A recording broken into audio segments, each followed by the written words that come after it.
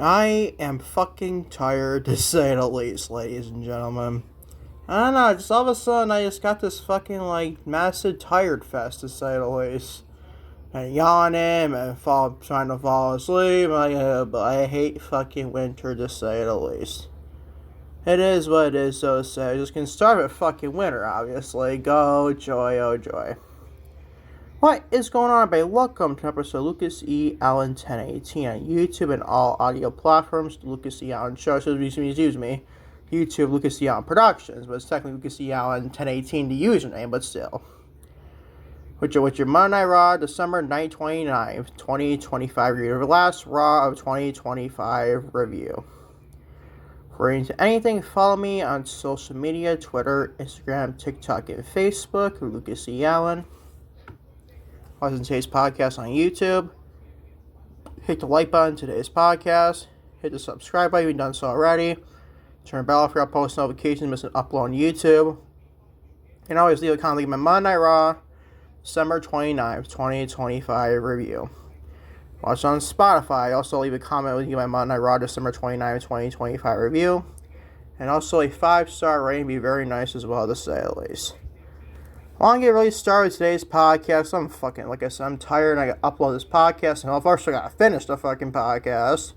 And I'll make a thumbnail, make a couple thumbnails, and go on and so forth to say this and upload to YouTube and Spotify, to say the least.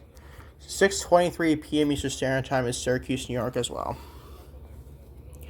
Let's get started, shall we, ladies and gentlemen? Monday Night Raw. I felt it was a very solid show. I don't want to say a very solid show, a very decent show at best. There was some bright spots, yes, but it is good, basically, in-betweens. I liked with, the in-ring ability to a point. In-ring wrestling, also promos to silly, so I like that, honestly. So I want a pro wrestling show. Could it have some of them been even better? Yes, but still, we'll discuss it right now.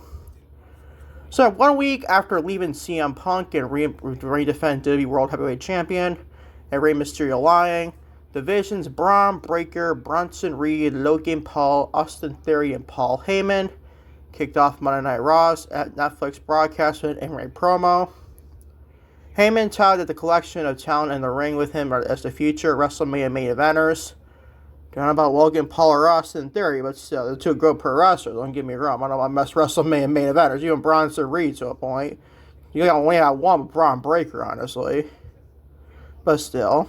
That's Heyman's catchphrase, obviously. Before officially introducing Theory as the newest member of the group.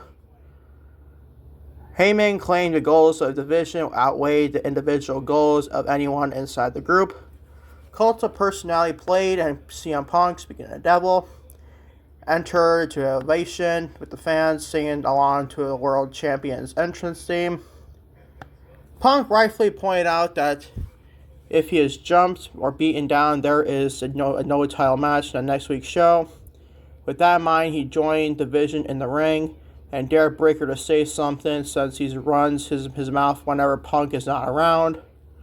Breakker claimed that he is not the future, but rather the here and now. He dared Punk to find someone in the locker room like him, who is more of a dog than him, to say the least.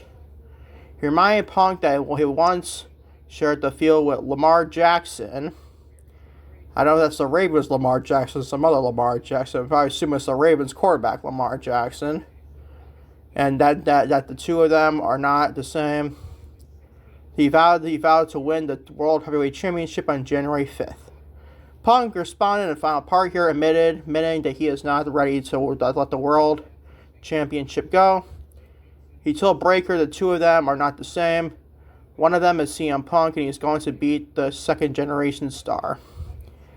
This gets a B+. I actually like this back and forth promo both guys. No physicality, nor you need any physicality. Obviously, you got a band where you have match nothing can happen in general, but still. I like the start of Monday Night Raw. It's a division, stuff like that. It's a formulaic division segment. I get that, people. But I did enjoy this with respect to CM Punk was firing all cylinders, and this is not a bad promo from CM Punk. He's one of his best promos all year, probably not. But still, it's still a good CM Punk promo to say the least. Obviously, he was best at his mic workability, to say the least. Gave this a B+. Very decent, very fun starts to start the show, obviously. Moving on to Stephanie Vaquero, the reigning defending WWE Women's World Champion. Got the World Heavyweight Champion for males, or the female version with obviously Women's World Championship. Stephanie Vaquero defeats Nikki Bella and Raquel Rodriguez to retain the WWE Women's World Championship. I give this a B. Probably one of the better Nikki Bella matches she's had since coming back to the company. I didn't mind this match. It's a pretty decent match. I don't like that Nikki had to take another freaking pinfall here. Right, you pin Raquel. But then again, you would probably do Raquel and Stephanie one-on-one probably again. I don't know what the point is that is. So I think Stephanie's dropping that title until at least WrestleMania. Knock on wood. But still. I didn't mind this triple threat though. I think it was pretty good if you ask me. Gave it a B. Not a bad match whatsoever. These three lovely ladies. I'm more a fan of Stephanie and Nikki, but still. Raquel is not that bad in her own right. Do I think she's women's world champion caliber? Not yet. Not yet, man. She's barely even worth the Intercontinental Championship still. That's just my opinion. What do you want me to say? Rather like your Liv or Roxanne being in the spot, but still. Whatever, honestly. This gets a B. It's not a bad triple threat match used to reach for ladies to say at least. Hey, this is another L for Nikki Bella, man. The woman's taking L after L after L after L after motherfucking L. Whether she's heel or babyface, you name it, bro. What, she just here to only put up to be a jobber to say? What the fuck we doing, bro? It's kind of fucking bizarre. At least she had her best match probably since she came back to the company, I would say. And this gets a B. Moving on to Asuka and Kairi Sane, the reigning defending WWE Women's Tag Team Champions. Hit the ring to address their ongoing rivalry, if you want to call it that, with Rhea Ripley and Io Sky, which will culminate next week in a title defense with the Women's Tag Team titles, obviously. Asuka cut off her own partner, Kairi Sane, obviously, and then claimed that no one is ready for the Kabuki Warriors, just in time for the number one contenders to make their way to the ring. A brawl broke out at the heels, got the upper hand for a moment before Ripley and Sky fought back and cleared them out of the ring before standing tall to close out the segment. For some stupid reason I put the show, I meant to say the segment, honestly. This was pretty solid. Here, bang outside. I'm like, go tell again. It's happened in the freaking, like, star ratings for World's End for my second channel, Lucas CM. Go check out that video, say at least. Another fucking bang, man. I can't get the fuck out of this hotel, man. Sooner rather than later. Hopefully this week. But this gets a B-. Very good, decent segment here to say. It's nothing great, nothing bad. Let's say right in the middle, decent to say at least. What we do next week is Asuka and Kairi Sane and lose those tag team titles. I would think they will, honestly.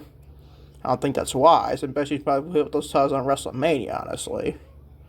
But then again, what, is Asuka going to lose down another WrestleMania match? We kind of fucked up. You get to win a WrestleMania match.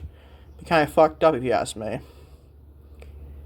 But still, I think Rhea Ripley and Io Sky get the women's tag team titles next week. And by the way, speaking of CM Punk, I forgot to mention this in the CM Punk segment.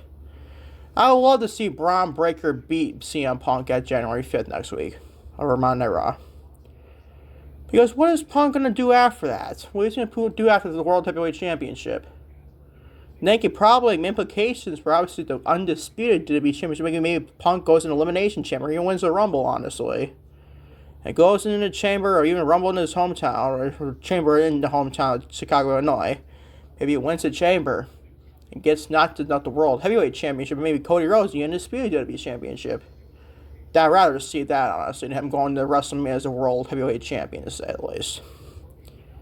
Plus, I want to see a CM Punk and Cody Rhodes match in 2026. That just feels perfect, if you ask me. After this segment, the Kabuki Warriors and Asuka Kairi Sane. Or Asuka Kairi Sane and Io Sky and Rhea Ripley. This gets a B-. Not a bad segment, not a great segment, not a bad segment to say at least. This gets a B-. Primarily thinking Rhea Ripley and Io Sky becoming new women's tag team champions next week. Moving on to a couple of fillers shit before we get into the bad good stuff in the main event stuff to say at least. We got Gunther defeats R-Truth. A big fat C. Ladies and gentlemen, I didn't fucking care. What are we doing? R-Truth in general? I get this point. Apparently a backstage segment was last week on Raw. The taped episode of Raw. Pardon me, I guess I remember that. But apparently, R-Truth and Gunther had a backstage segment about obviously because R-Truth is John Cena's basically idol, to say the least. Or John Cena's R-Truth is idol is John Cena, probably putting out this way. And Gunther obviously retired and tapped out John Cena at Saturday night's main event. For December 13th of 2025. Like it or not, I still can't stand to this day, but still, it is what it is. And basically, obviously, the backstage segment, R-Truth basically talked down to Gunther, basically set up this match, and formulaic as fucking shit, if you ask me. Nothing even happened in this match to make me care about it. Even a guy like Gunther was a great pro wrestler. But this didn't do nothing for me. Which begs the question, why the fuck are we doing this type of shit with obviously following John Cena tap out to Gunther? This made me do nothing. This made me accomplish nothing here. It's to accomplish nothing. Lately with the Gunther shit, it's not been accomplishing anything. Besides, she's potentially teasing an AJ Styles retirement match, and he tapped out AJ Styles. Oh boy. Formulaic stuff for these legends to go out and tapping out to Gunther. We get it, bro. He's a new legend here. You know what I mean? Fucking say that. We get it, but my fucking phone went off for a second. I don't know what happened there. But still, we get it. Well, Gunther's the new basically legend killer in the 21st within this latest Triple H century. You obviously Vince McMahon had Randy Orton be the legend killer, now we got Triple H's legend killer, Gunther. We get it. But do we have to have the tap out, bro? Do we have to? The answer is no. No, to say it least. And this match is a big fat C. Nothing else to explain other than this. No, Rey Mysterio, more filler. And Penta return here technically, but still. Rey Mysterio versus Austin Theory ends in disqualification after Logan Paul caused a disqualification. And obviously you have Penta coming out to obviously help Rey Mysterio. That I kind of like. Comparing Rey Mysterio and Penta. I just see Rey Fenix involved with that, but whatever. Beggars can't be choosers at this rate. But as always, this still gets a big fat motherfucking C. Nothing made me feel anything with this promo, or this match in general. Who cares? Didn't we see, Rey Mysterio versus Austin Theory in the past? Granted, it's a couple years ago and stuff like that. It's a different Austin Theory now. We're already botching Austin Theory already with the Vision with matches like this. Trying to take the L, obviously. A clean 1, 2, 3 pinfall loss. But still, roll-up loss be kind of stupid, too. Granted, it was a DQ, but still, he technically lost the match. Now, what the fuck do I know, honestly? This made no fucking sense. What did you make me want to say about this? What did you expect? A big fat C. Shall we move on? We shall move on, obviously. To Maxine Dupree. The reigning defends, sadly, Women's Intercontinental Champion. Not that I hate Maxine Dupree. She's getting better. I don't think she should have gold around her waist right now, but it is what it is.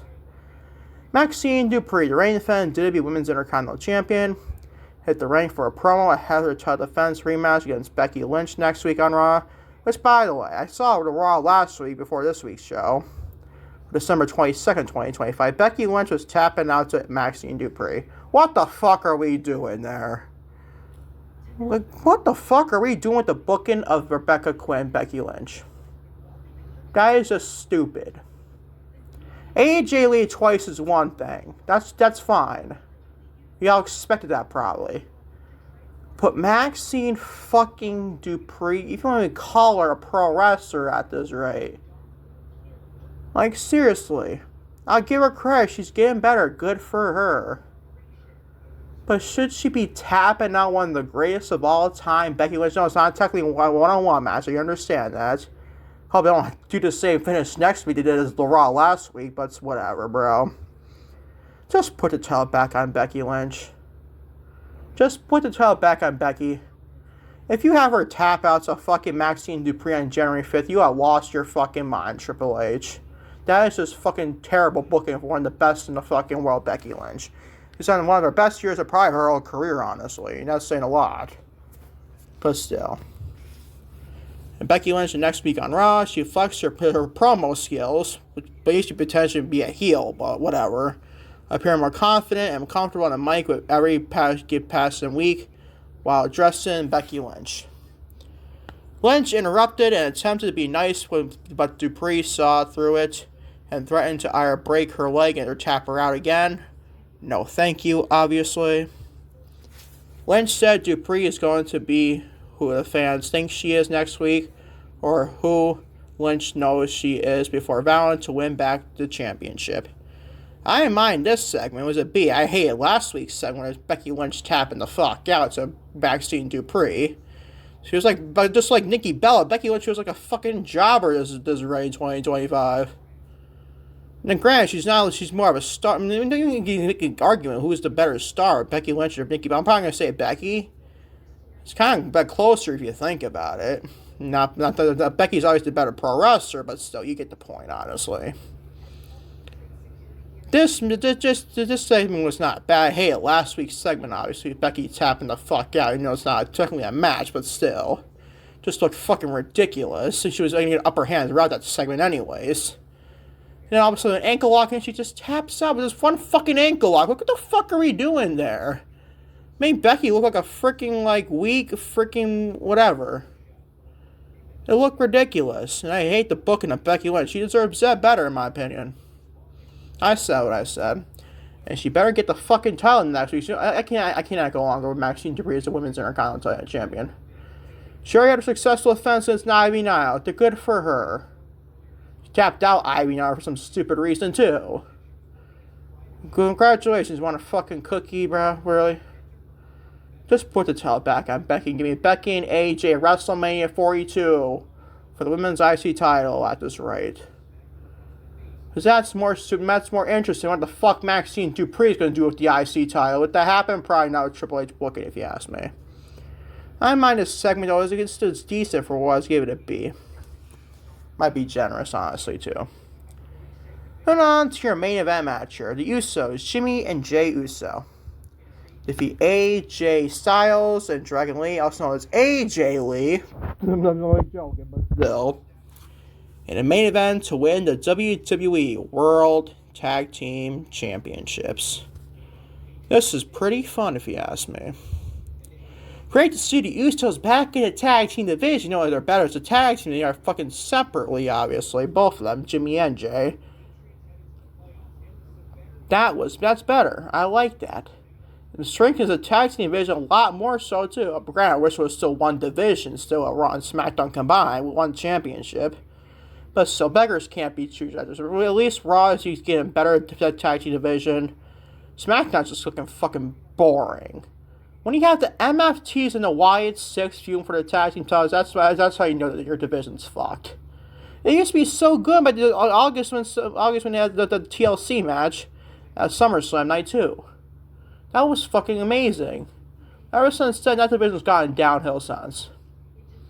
At least the Raw division, some might picking up again. The Usos, you got the New Day, you got AJ Styles and Dragon, probably not much more tag team anymore. Basically, AJ Styles retiring in 2026, but still.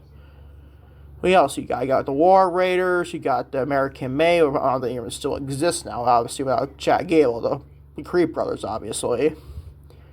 But still. Teams like that. That's a decent tag team division. If you just merge Raw and SmackDown, you should have a great tag team division there. Triple H? But do you do that? Obviously not, because you aren't to fucking tell you. Just would help your tag team division immensely if you just merge the divisions. Or Raw and SmackDown, but whatever. I can yell in the face with this shit all fucking day and it won't even fucking make a lick of a difference. But this tag team match was freaking very good. Bad tie for the best thing on the show. We put the open segment. Good end and good beginning. And honestly, decent other stuff in the middle, to say at least, too. I thought it was a pretty solid, decent Monday Night Raw. Yes, not great Raw, but then again, it's the last small Raw of the year. Geared up for January 5th and going into the WrestleMania season, too soon after the Royal Rumble, obviously. But this gets a B+. A very good tag team main event, if you ask me. As your overall show for Monday Night Raw, December 29th, 2025, is a B-. I want to usually give it a B, but I just chose this round to be all be a B minus, so I just say fuck with it. It was still a decent Monday Night Raw, if you ask me. That is your Monday Night Raw, December 29, 2025 review on Lucas E. Allen Productions on YouTube and all audio platforms, Lucas E. Allen Show. Thank you all for watching. Lucas E. Allen Productions on YouTube and all audio platforms, Lucas E. Allen Show. With your Monday Night Raw, December 29, 2025 review. And hopefully, knock on wood, I get more content on both your YouTube channels and also your platform. Probably tomorrow to Nexus and the Limit Center for your December 31st, excuse me, 2025. I know, New Year's Eve edition of Limit Center, man. We're going to discuss all basically news and stuff like that, to say the least. Until next time, and by the way, I forgot to mention this. You guys check out my second YouTube channel, Lucas E. Allen. It's upload based on my AEW World's End 2025 star ratings, to say at least, every match, to say at least. So go check that out, Lucas E. Allen on YouTube, to say at least. And that's enough blabbing for me for the rest of the night, to say at least. And check you out later on for more content, to say at least, on Lucas E. Allen Productions on YouTube and all audio platforms, Lucas E. Allen Show. And keep peace and love, everybody. I am out. Take care. Love you all big time, to say the least.